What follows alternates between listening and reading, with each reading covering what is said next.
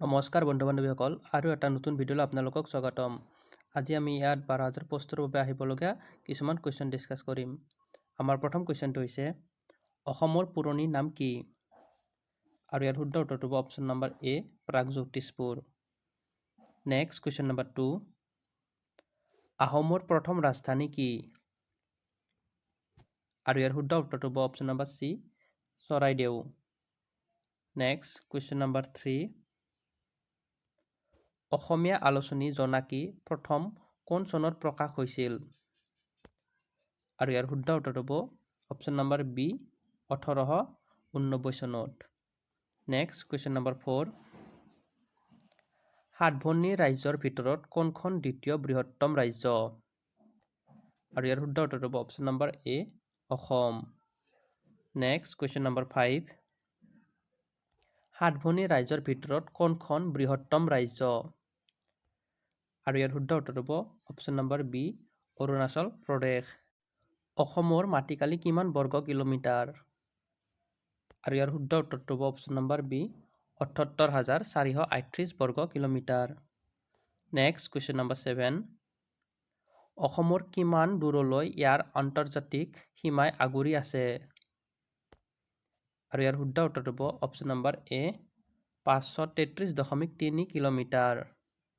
Next question number 8 কিমানখন দেশে অসমৰ সৈতে আন্তৰ্জাতিক সীমা ভগাই লৈছে? আৰু ইয়াৰ শুদ্ধ উত্তৰটো হ'ব অপশ্যন নম্বৰ বি 3খন। নেক্সট কুৱেশ্যন নম্বৰ 9 বাংলাদেশৰ সৈতে অসমে কিমান কিলোমিটাৰ দীৰ্ঘ ভাগ বতৰা কৰে? আৰু ইয়াৰ শুদ্ধ উত্তৰটো হ'ব অপশ্যন নম্বৰ বি 267.5 কিলোমিটাৰ।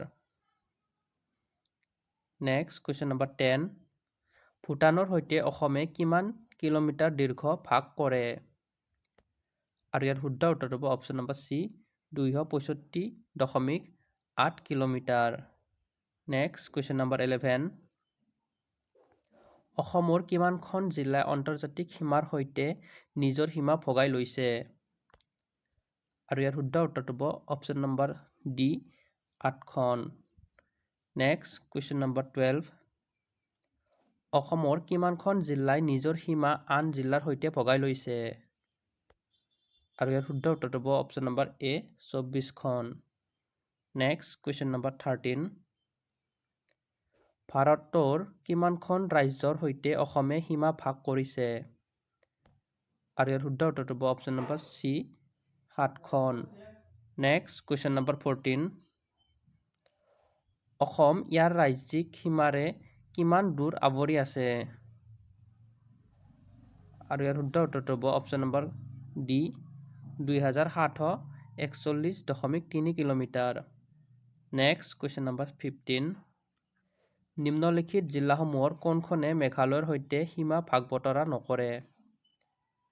আৰু ইয়াৰ শুদ্ধ উত্তৰটো হ'ব অপশ্যন নম্বৰ ডি কৰিমগঞ্জ। কোনখন জিলাই চিৰাং জিলাৰ সৈতে সীমা ভাগ নকৰে? আৰু ইয়াৰ শুদ্ধ উত্তৰটো হ'ব অপশ্যন নম্বৰ এ নলবাৰী। নেক্সট কুৱেশ্যন নম্বৰ 17 কোনখন জিলাই ভূটানৰ সৈতে সীমা ভাগ নকৰে? আৰু ইয়াৰ শুদ্ধ উত্তৰটো হ'ব option number B Bongaigaon. Next question number 18 অসমৰ কোনখন জিলা কোনো আন্তৰ্জাতিক সীমাৰ অংশীদাৰী নহয়? আৰু ইয়াৰ শুদ্ধ উত্তৰটো হ'ব option number C Bongaigaon. Next question number 19 কোনখন ৰাজ্য অসমৰ বাহিৰত খোদিত কৰা হৈছিল? আৰু ইয়াৰ শুদ্ধ উত্তৰটো হ'ব অপশ্যন নম্বৰ এ নাগালেণ্ড।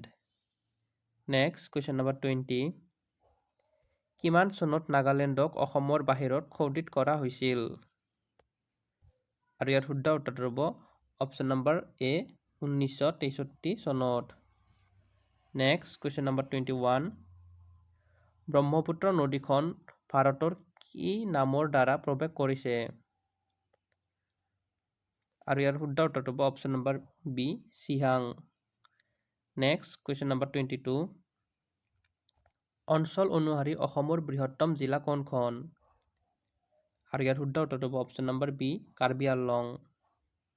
নেক্সট কুৱেশ্যন নম্বৰ 24 অসমৰ সৰু জিলা হৈছে, আৰু ইয়াৰ শুদ্ধ উত্তৰটো হ'ব অপশ্যন নম্বৰ চি, দক্ষিণ Salmara. Next question number 24। Meghalaya শব্দটো কোনে প্ৰস্তুত কৰিছিল? আৰু ইয়াৰ শুদ্ধ উত্তৰটো হ'ব অপশ্যন নম্বৰ এ, SP চেটাৰ্জী। কেতিয়া মিজোৰাম এখন ৰাজ্য হৈ পৰিছিল? আৰু ইয়াৰ শুদ্ধ উত্তৰটো হ'ব অপশ্যন নম্বৰ ডি, 1986 চনত। Next question number 26। বৰাক কোনখন জিলাৰ নদী? আৰু ইয়াৰ শুদ্ধ উত্তৰটো হ'ব অপশ্যন নম্বৰ ডি, কাছাৰ জিলাৰ। Next question number 27। 1897 চনৰ ভূমিকম্পৰ কেন্দ্ৰ ক'ত আছিল? আৰু ইয়াৰ শুদ্ধ উত্তৰটো হ'ব option number B, Shillong. Next question number 28। 1930 চনৰ ভূমিকম্পৰ মূল কেন্দ্ৰ ক'ত? আৰু ইয়াৰ শুদ্ধ উত্তৰটো হ'ব option number A, Dhubri. Next question number 29। 1950 চনৰ ভূমিকম্পৰ মূল কেন্দ্ৰ ক'ত? আৰু ইয়াৰ শুদ্ধ উত্তৰটো হ'ব option number C, Arunachal Pradesh. Next question number 30। অসমৰ প্ৰথম তেল শোধনাগাৰ ডিগবৈত কেতিয়া প্ৰতিষ্ঠা হয়? আৰু ইয়াৰ শুদ্ধ উত্তৰটো হ'ব অপশ্যন নম্বৰ বি, 1899 চনত। Next question number 31। কোন স্থানত মানাস নদী ব্ৰহ্মপুত্ৰ নদীৰ সৈতে লগ হয়? আৰু ইয়াৰ শুদ্ধ উত্তৰটো হ'ব অপশ্যন নম্বৰ ডি, যোগীঘোপা।